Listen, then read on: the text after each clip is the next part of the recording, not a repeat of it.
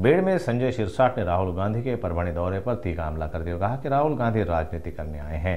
उन्हें लोगों की समस्या और उनके परिवार से कोई मतलब नहीं है। राहुल गांधी और उनकी पार्टी केवल दिखावा कर रही, जो असली मुद्दों पर ध्यान नहीं दे रहे हैं। त्यांनाच मला अशी बातमी कानावर पडली होती की कुणाला एकाला अटक केल्याची बातमी सीआयडीने अटक केली असं त्यांनी माहिती दिली होती।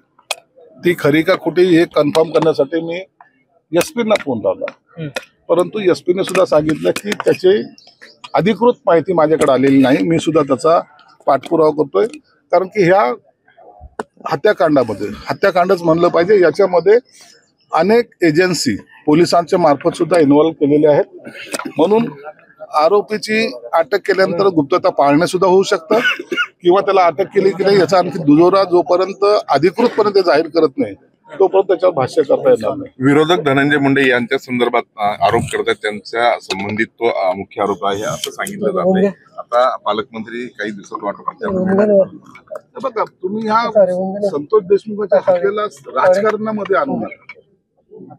विरोधक काय म्हणतात, सत्ताधारी काय म्हणतात, मला ह्या गोष्टीमध्ये रस नाही।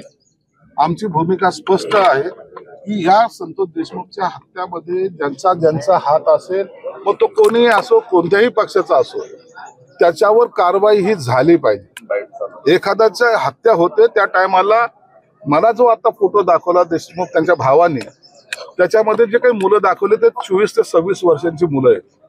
आणि मग त्यांना सांगणारा कोण, कुणाच्या मार्फत ती हत्या झाली, कोणी यांना हे करायला लावलं, या सगळ्या गोष्टी तपासामध्ये येतील आणि ज्यांचाही हात असेल त्यांना हे सरकार माफ करणार नाही, हे असं मुख्यमंत्र्यांसहित दोन्ही उपमुख्यमंत्री साहेबांनी सुद्धा सांगितलं। स्थानिक नेते आहेत, तुमचं काही चर्चा झाली की या विषयावर? कारण त्यांनी अद्यापर्यंत तिथं भेट दिलेली नाही। मी कोणाशीही चर्चा केलेली नाही।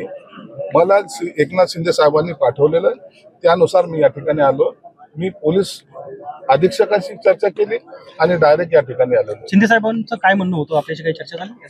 शिंदे साहेबांचं आम्हाला आणि उदय सामंत साहेबांना स्पष्टपणे निर्देश आहेत, तुम्ही जाऊन वस्तुस्थितीचा तिथलचा अहवाल आम्हाला द्या आणि जी काही घटना घडली त्या कुटुंबाला जाऊन भेटणे, त्यांना दिलासा देणं, हे सुद्धा त्यांनी सांगितलं। म्हणून आम्ही त्यांना दिलासा द्यायला तर आलोच आहोत, परंतु या घटनेच्या खोलापर्यंत जायचा प्रयत्न आम्ही करतोय आणि ती सर्व माहिती एकनाथ शिंदे साहेबांना सुद्धा देणार आहोत। आज 15 दिवस झाले सर, आज 15 दिवस झाले। आमचं अधिवेशन संपल्यानंतर आम्ही पहिल्यांदा इकडे येण्याचा प्रयत्न केलेला आहे आणि आम्हाला या गोष्टीमध्ये माणुसकी या नात्याने याच्यामध्ये इन्व्हॉल्व होणं आम्हाला आमचे कर्तव्य आम्ही समजतो। आम्हाला राजकारण म्हणून आम्ही याच्यात इकडे आलेलो नाही।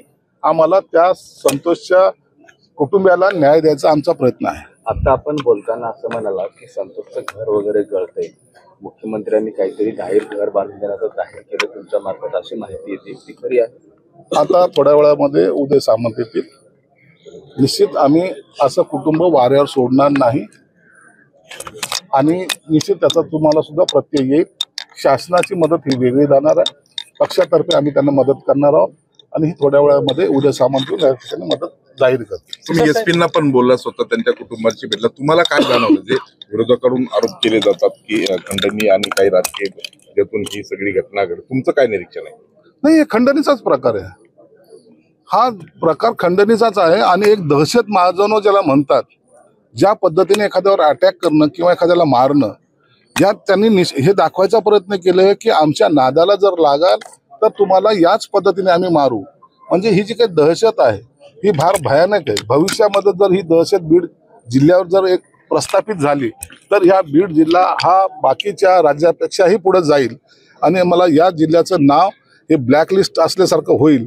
कोणी इथं ना उद्योग येतील, ना इथं कोणी राहायला येईल, ना अधिकारी काम करायला येईल। म्हणून ही दहशत आम्हाला संपवायची। असं आव्हान वाटतं की खरंच बीडची राजकीय बीडची जी शांतता आहे ती भंग झाली आहे, दहशतीखाली लोक आहेत आणि हे सगळ्यांचं मी ते पाहिलेलं आहे, अनुभवलंय। आता मी जेव्हा बीडमध्ये गेलो होतो तर लोक